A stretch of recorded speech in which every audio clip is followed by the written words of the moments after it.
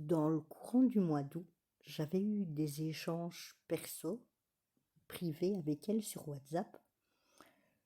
Je lui avais envoyé une petite vidéo de 2 minutes et demie sur la connaissance du soi de l'enfant, l'individuation, qui commence entre 3 et 5, 6, 7 ans et qui va développer la structure psychologique de l'enfant et par l'empathie faire maturer ses fonctions supérieures de son petit cerveau. Et voilà l'audio vocal que je ne lui ai pas partagé, mais que je fais parfois quand je pense tout haut à ce qu'il venait de se passer dans ces échanges WhatsApp. Donc ceci date du mois d'août 2022. Il est décédé le 30 décembre 2022. Et voilà déjà ce que je pensais. Et c'est assez perturbant de réécouter ma manière de penser de ce moment-là, 6 mois avant que ça n'arrive. Et vous voyez là l'HP que je suis. Il est en train, sur le moment même de la conversation et de l'échange texto, il est, après 2 ans et demi, en train d'essayer parce que j'ai compris de un, que l'enfant de 2 ans et demi, elle lui a transmis génétiquement son trauma. Je la connais un peu de manière privée pour son vécu, son enfance insécure et dysfonctionnelle. Donc au départ, c'est ça mon intention quand je partage avec elle, mais toujours dans la bienveillance. Regardez les vidéos que j'envoie. Eh bien, je suis confrontée j'ai bien compris le trouble de sa personnalité, j'ai bien compris l'enfumage mental, son manque d'empathie, mais moi j'en déborde. Et même si je sais qu'il y a un brouillage dans la manière dont elle verbalise et dont elle manipule psychologiquement dans sa manière de t'adresser la parole, je le sais, puisque ça fait 2 ans et demi, ça bouge pas. Mais quand elle me texte ça, quand une personne me texte ça, moi je me mets en empathie. Et je me dis qu'est-ce qu'elle a comme souffrance qui lui fait vivre ça, ça, ça et ça. Alors au départ je lui dis, je ne sais pas quoi te dire, parce que je sais que si je dis quelque chose, ça va encore me péter à la gueule. Je connais bien. Ou alors elle va nier, elle aura autre chose à faire. Donc je me dis, je vais lui envoyer une vidéo.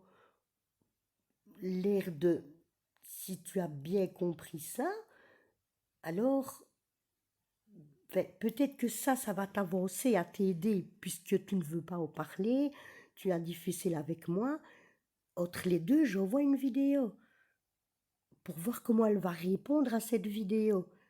Et vous voyez, elle y répond avec j'ai bien aimé, je la réécouterai. Attends, je l'écoute, franchement, je la réécouterai, je l'ai vraiment bien aimé. Donc, ça veut dire que j'ai percuté. J'ai peut-être compris. Non, elle a peut-être bien compris ce que. Et apparemment, elle est gentille. Pour une fois, elle est aimable.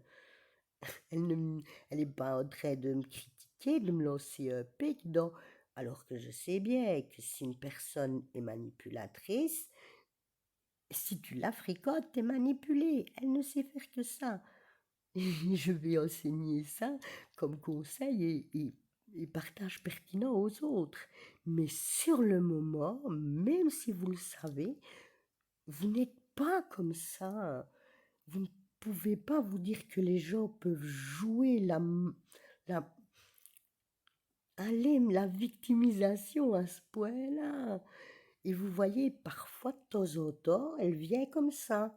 Et elle fait le yo-yo comme ça. Et vous allez en avoir la preuve que d'un coup, à la conversation qu'on va échanger la fois suivante, sans aucune raison, puisque je me dis que celle-ci s'est bien passée, donc elle est peut-être c'est pas ça qui va, elle va plus être mal demain. Puis elle m'a parlé avec amabilité, elle va même me souhaiter bon anniversaire.